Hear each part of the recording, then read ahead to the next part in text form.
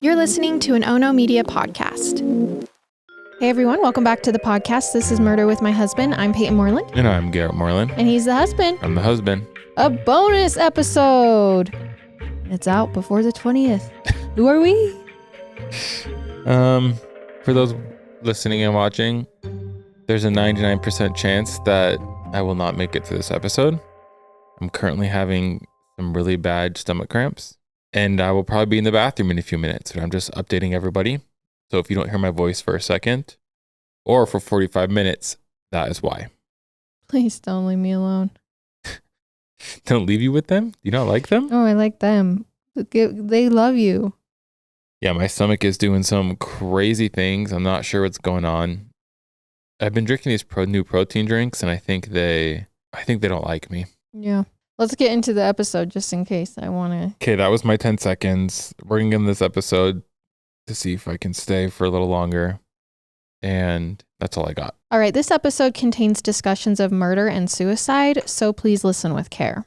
We all want to believe that if someone wrongs us, we can set things right. We can call the police, hire lawyers, take the person to court, and eventually the system will sort things out. That might be the case in some instances, hopefully even most. But sometimes the legal system fails us. Wrongs don't get made right. And when that happens, what are we supposed to do? Some people just take the hit and try to move on with their lives. And others decide, if the law is not going to help me, I'm going to take justice into my own hands. And once they step outside the boundaries of the law, anything can happen.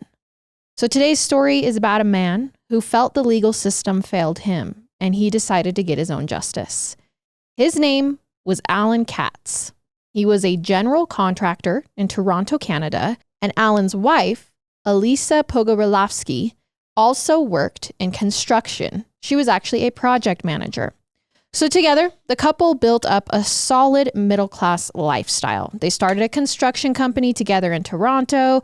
They had 2 children, and they owned a nice home north of the city that was completely paid off. So by the late 2010s, Alan and Elisa were at the point where they could afford to start thinking big, investing in their family's future. And one day in 2019, a friend of theirs suggested a way to do that. He recommended they use the equity in their home to invest in syndicated mortgages. Interesting. I actually know a little bit about that. That's actually really interesting. So Alan and Elisa are new to investing, so they don't really know what this means. Yeah, they just kind of blindly trusted. To be fair, neither did I. But apparently, the way it works is... What year are we in? Sorry. 2019. Okay. So they would take out a loan on their home. Yeah, so a HELOC, home equity line of credit, which a lot of people listening to this podcast probably have done. If you own a home. Their home was valued at 1.8 million Canadian dollars. And they owned it completely, outright. So they could get roughly, 1.4-ish out if they wanted to. Jeez. How much they get out? So they could get a sizable amount of money. Yep. They would then take that money, put it into a pot along with funds from other lenders. And then this money would be used to fund private mortgages for people who couldn't get loans from traditional banks. Private mortgages usually go to people who don't have great credit or they have too much debt because they're higher risk. Yep. And they also have higher interest rates than traditional home loans.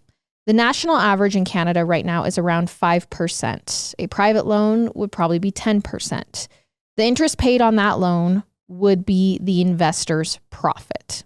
So if you're a little confused by this, don't worry, because Alan and Elisa were also confused when someone tried to explain it to them, like, this is what you should do with your money. So their friend introduced them to someone who could explain the process even better. I mean, it makes sense. There's just lots of better ways and safer ways to make 10% on your money. Anyways, sorry, that's just me speaking right now. They want to get a mortgage agent, and they end up with 39-year-old Samira Yousefi. And she seemed very dialed into the Toronto real estate market. She knew a lot of people, agents and lawyers. She spent a lot of time getting to know Alan and Elisa too. In fact, they seem to have become maybe not friends, but definitely trusted acquaintances in the years following their introduction. In 2022, Samira finally convinced the couple to invest in private mortgages. They're like, take this HELOC on your home. It's completely paid for and make some money. So Samira helped Elisa. In 2022 is crazy. Okay. Get a $1.4 million line of credit, like Garett said, against their home. She then strongly encouraged Elisa to meet with a lawyer to do the paperwork, but not just any lawyer. Samira said, let's use this specific guy. Elisa, not knowing any better, met with the man that Samira recommended. She filled out all of the documents, and she and Alan sat back to wait for their money, their returns. But before they saw a dime from that first deal, Samira meets with them and is pushing for them to invest again. She says this second mortgage is a special opportunity. She didn't want Elisa and Alan to miss out. This is a classic con artist trick, by the way. Try to convince you that time is running out, so you act quickly. I mean, if you've ever tried to buy a home, most of the time the realtors will be like, well, there's 10 offers and it's going to go quick, so you better hurry. It's just creating FOMO. Yeah. In Alan and Elisa's case, it almost worked. But the couple did take a beat before making their decision. They decided to consult a different lawyer. This time they went to somebody who wasn't suggested to them by Samira. And when she found out, she got very upset. She insisted that their lawyer would not work, that they need to use her guy, not the attorney. Interesting. Now, I do want to clarify, this isn't the attorney that she introduced them to earlier. It's a different guy she's introducing to them now, but it's still her guy. And his name is Shehryar Mazaheri. Okay. Now, again, Alan and Elisa were new to investing. We have Samira, who is helping them get these investments. And then we now have Shehryar, who she just introduced them to. Now, because Alan and Elisa are new, they're not completely sure. Was Samira right? Were they missing out on the opportunity of a lifetime? So eventually, they decided to meet with Shehryar as recommended, and they end up signing more paperwork for a second deal. Now, over the next year or so, Alan and Elisa ended up investing almost $1.3 million in various mortgages that Samira recommended. But it didn't take long for them to notice that they weren't really getting any money back on that large investment. So they started reaching out to Samira, asking when they would see these returns, these promised returns. She put them off, making excuses for a while. Obviously, eventually, Alan and Elisa start getting suspicious. At that point, Samira needed to do something to calm them down. So she told them that an associate of the second lawyer, Shehryar, would meet with them to explain. So they went to Shehryar's office and they met with a pleasant, oval-faced man with salt and pepper hair and a trimmed goatee. Now, this man told them his name was Ari Astani, and he assured the couple in no uncertain terms that their investments would be fine. And now, again, this is another tactic of the more people that you can get to tell this couple, oh no, everything's fine, the less they're going to think people are lying to them. But sadly, things were not fine. Alan and Elisa never saw the promised returns, and in 2023, they actually started to pursue legal action. Unfortunately, the people and companies that they'd been dealing with were kind of hard to pin down. In fact, they couldn't even figure out who Ari was, so they started looking into everybody, which experts say we should always do before investing. And to their horror, they discover that Ari was a known con man, and his real name was Arash Misaji, and he was actually known as one of the most prolific fraudsters in Canadian history. Now, if you remember, Ari, whose real name is Arash, was the third person that they talked to tell him, yeah, this is totally safe. They now discover he's one of the most prolific fraudsters. Arash Misaji was born in Iran in 1970, and we don't know exactly when he moved to Canada, but it's clear that when he did, he quickly fell into a bad crowd. Arash became part of a company that was running import-export scams in the late 1990s, and in June of 2000, he was arrested along with several co-conspirators for defrauding multiple victims of over $3 million in assets. Now, these assets included everything from computers to pineapple to bottled water to salt. According to allegations, Arash and his cohorts had basically stolen anything they could get their hands on. But he was not convicted in this instance, nor, spoiler alert, was Arash ever convicted of a crime. However, he did face at least one consequence as a result of this incident. He was forced to declare bankruptcy. And Arash figured out a way to use that to his advantage. Now, bankruptcy in Canada works differently than it does in the US. You are bankrupt for a certain period of time, and during that time, you are actually freed of most debts. You report your income to a government monitor, and the idea is that you're working toward being unbankrupt. This is called discharge from bankruptcy. For most people, it happens in about 9 months. However, Arash never attempted to get discharged from bankruptcy. He just stayed bankrupt for the rest of his life. This meant he technically couldn't own anything, but that wasn't a problem for Arash. He just started collecting assets in other people's names. So although he was bankrupt on paper, Arash managed to acquire tremendous wealth through his associates. One judge found it was at least $50 million in assets over the next 20 odd years. And it was all under the names of his friends, family members, or colleagues. Many of this last group were early career professionals. Arash would often connect with young lawyers, real estate agents, and so on who were looking for a foothold in the industry. He would offer them something small, a referral or two. That would establish their relationship. He would then start asking for things in exchange. Again, he would start small, like he wanted to be included on their list of clients. But over time, the asks would get bigger. And if he didn't like the answers, Arash would just get threatening. And honestly, the way he would get away with this is his con was he would just con all these new people and say, sign this paperwork, but it actually wouldn't be that. And then he would try to get them the money. So he would use a different person's name. The con was so complicated and intertangled that it actually took law enforcement years to unravel all of this paperwork and figure out exactly where it led. So they would basically just run scams multiple times over the years. Now, there's a woman named Golnaz who gets really involved in these earlier scams. She claims she didn't know they were scams. And when she figures it out, she tells Arash she's going to turn him in. And he's like, goes into a rage. He's like, you're absolutely not turning me in. Essentially, he ends up continuing to scam. And she ends up being this unwilling accomplice. She basically relents under his pressure, under his threats, and she's a co-conspirator, basically. So Arash continued ripping people off, and Golnaz kept helping him. And finally, in 2013, their crimes caught up to them. Some of the investors in a fake loan scheme had gotten suspicious. They'd gone to the police, and officials were investigating. And at that point, Arash put another one of his schemes into play. He knew he couldn't be convicted of crimes without proof, and proof would require documentation from his lawyer. So in March of 2013, he told Golnaz to pack a bag. He took her to the airport, told her she was going to Belgium. Then... So they just took off? Well, Golnaz actually stayed out of the country for 4 years, so there was no paperwork for him. During that time, the investigation against Arash fell apart just as he intended. Meanwhile, he gets a fresh start. In October 2013, he brought a new lawyer named Rafiq Bahari Mehta. This time, he didn't just talk about potential business opportunities.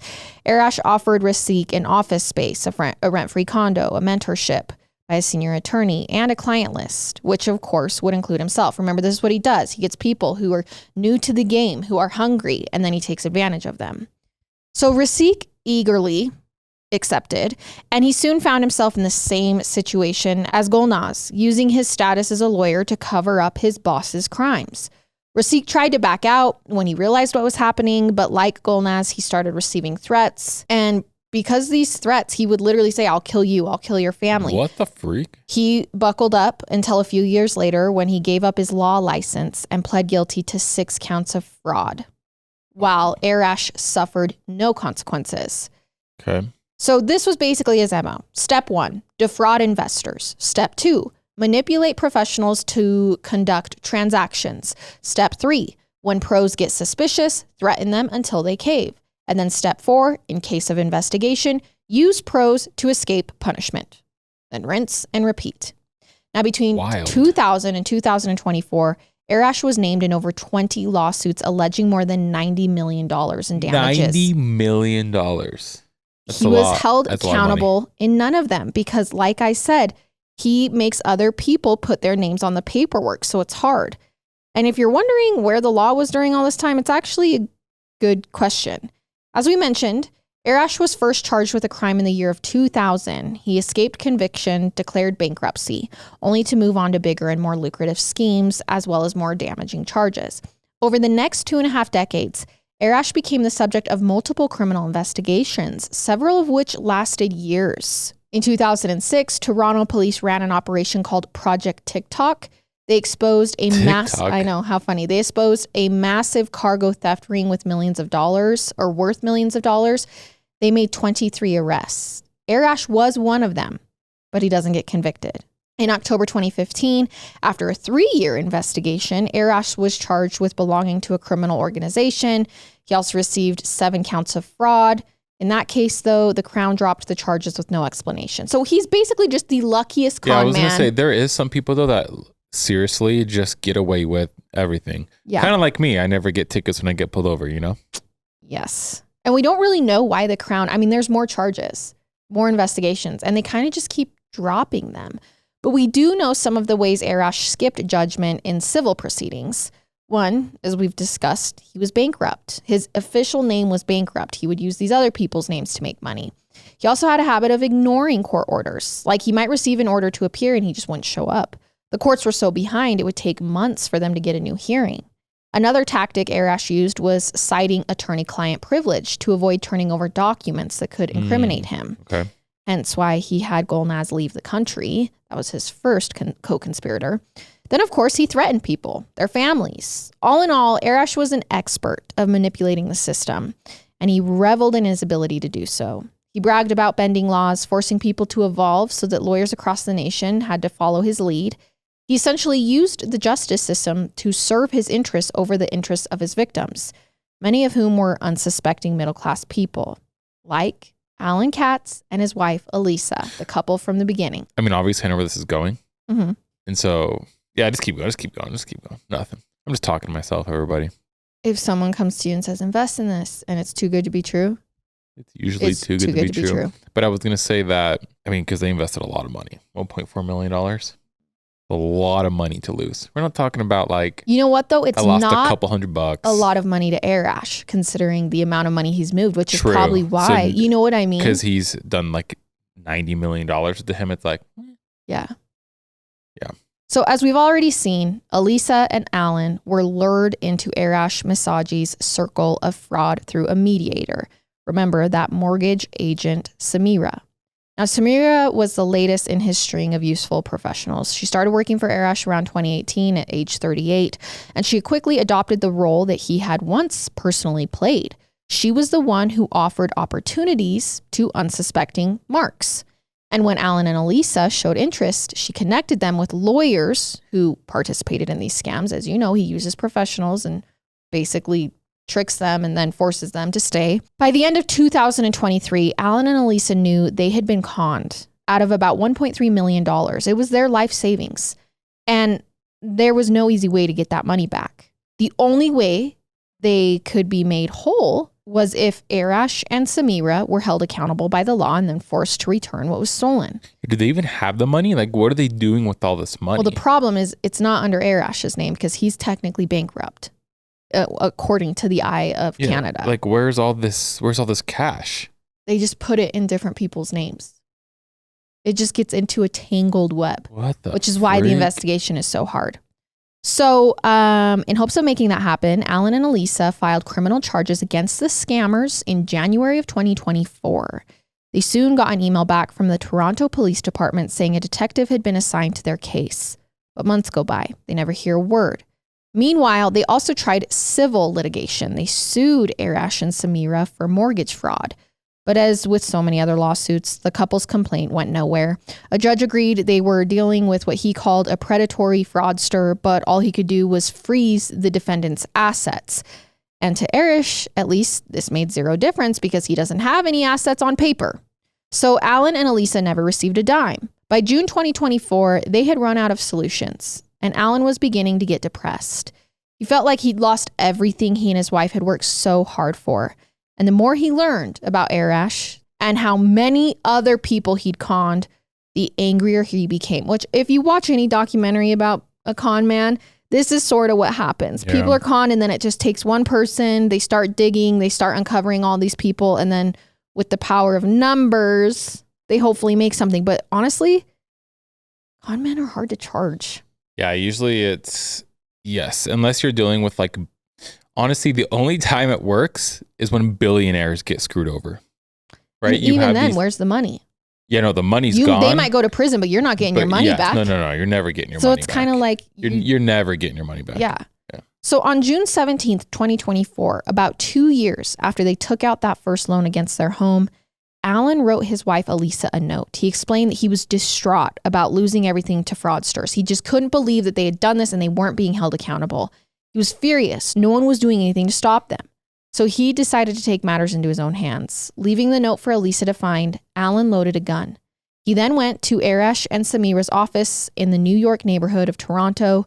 He arrived a little after 3 p.m. Given the fact that Arash controlled over $50 million in assets at this point, the office space was surprisingly modest. It was a single-story, bland-looking building in the middle of a complex. There was a front entrance with a lobby, a corridor with offices on either side, and a back exit. Near the back exit was the office of a graphic designer. The designer, named Sharok Beniaz, was working at his desk, and at 3 p.m. that Monday afternoon, he was the only person actually in the building. Now, suddenly, from somewhere near the back entrance, Sharok heard a loud bang.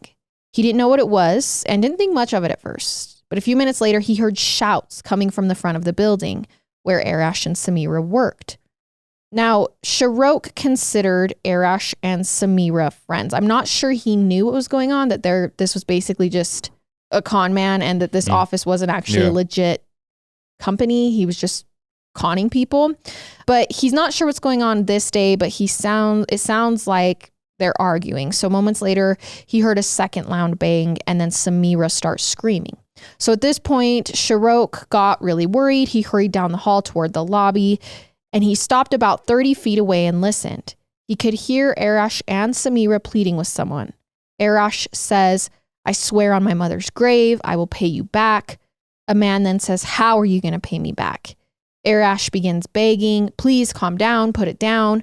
At this point, Sharok realized the man must be holding a gun. Yep. So the noises were gunshots. So now he goes from worried to scared. So he runs out the back entrance to call the police. So he runs out the back entrance, but as he emerges into the parking lot, he notices the back door was unlocked. This is unusual. Everyone in the building kept it locked. He also saw a hammer and Arash's cell phone lying in the parking lot. So it appeared that the man, who we know is Alan, had ambushed Arash and Samira. He threatened them. Maybe there was a struggle. Maybe he fired a shot. That could have been the first loud bang. And at that point, Arash let the man inside and then they all went to the lobby where Alan is now holding the two of them hostage. So Sharok tried to relay as much of this information as he could to the police. He said he hears arguing, these loud noises. He wasn't sure. He thinks they're gunshots. The operator's like, "Okay, we'll send someone out." A few minutes later, an officer arrives. Accounts differ on what happened next. According to Sharok, the first officer arrived at the building almost immediately after his call at 3:24 p.m. Sharok showed him the back entrance, told him what was going on. He warned the officer, "I wouldn't go inside there without backup." The officer disregarded that warning. He did radio for assistance, and then he went inside the back entrance alone. Several minutes go by. Sharok couldn't see or hear anything because he's outside. So he didn't know if the officer had confronted the shooter. Maybe he was waiting in the hall. Finally, at 3:32 p.m., 3 more police vehicles show up. About half a dozen officers get out. But unlike the first guy, they went to the front entrance of the building. The windows were covered with one-way mirror film. So the officers couldn't see in, but everyone in the lobby could see out, which meant Alan, Arash, and Samira now knew the police were there. Okay. The newly arrived officers asked Sharok for his keys to the front entrance. Sharok was concerned. He started to hand them over. And then there were 4 loud bangs followed by a 5th one. And after that, there's silence. And then by 3:35 p.m., it's all over. Okay. So we killed them. Like I said, Toronto police have a different account of events that happened on June 17th, 2024. According to a Toronto PD spokeswoman, a solo officer arrived at the scene. He heard multiple gunshots from inside his vehicle. He did not enter the building alone, or at least as the spokeswoman put it, there were no reports of him entering the building, except for the other witness there who said he did.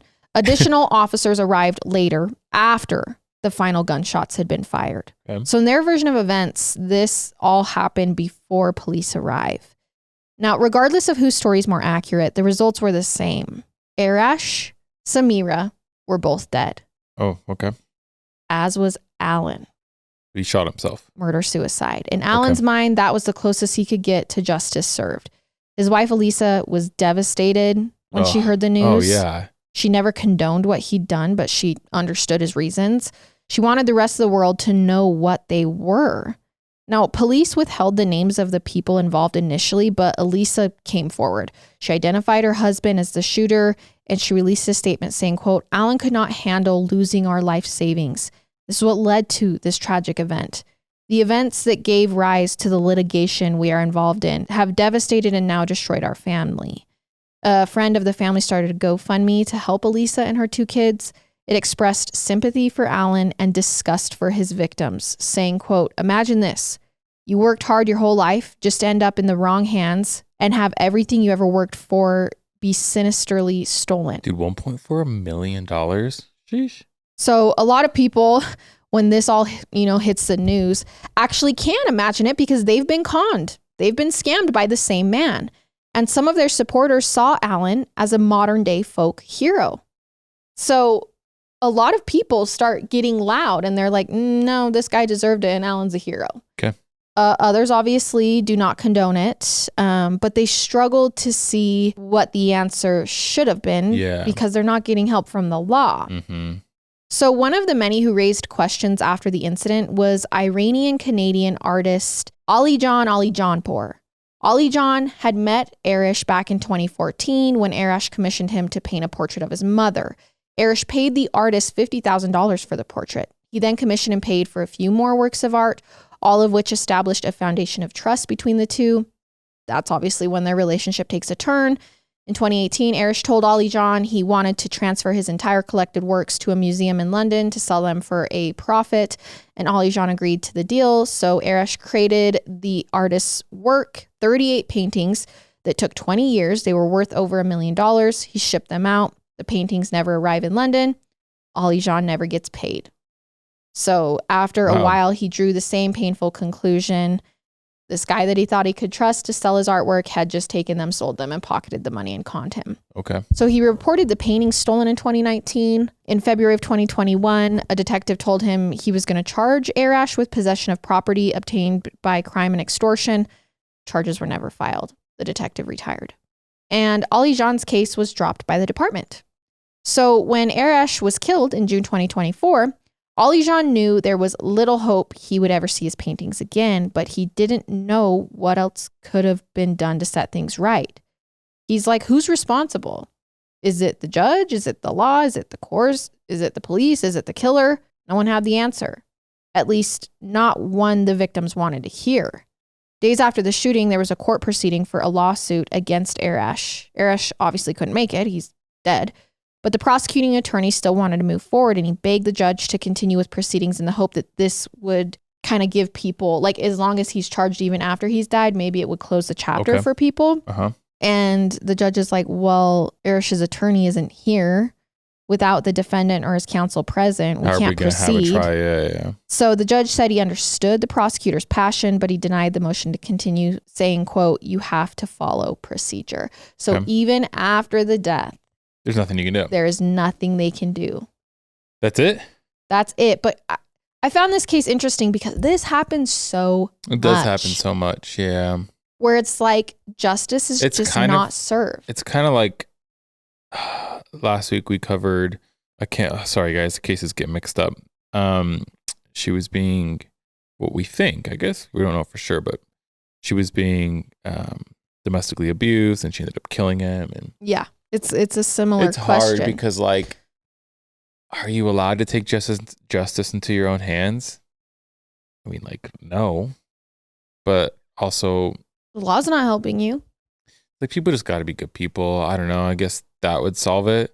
Like, you're just always going to have people who are bad. So I don't know. Like, the world's never going to be perfect. You have to understand, though. I mean, think how frustrating. 100%. Like, that would drive someone crazy. Oh, 100%. Like, it doesn't shock me in the slightest that Alan was driven to murder. No. And I know it's like, oh, it's just money. But at that point, it's not just the money. Well, it's about someone you trust screwing you over. It's about justice not being served. It's about the law not hearing you. What's sad is the wife also lost her husband because it drove him crazy. Kids. And he killed people. Yeah, it's just a domino effect. Ruins everything. It's hard. Those ones are hard. Those ones are honestly really difficult because... I mean, obviously you can't kill. No. Like we can't start making excuses but it would be killing cool people. If the law could maybe get on top of con men. Someone's hurting you physically, you're allowed to self-defense, I guess, but... Not if they're hurting you financially. But financially, no.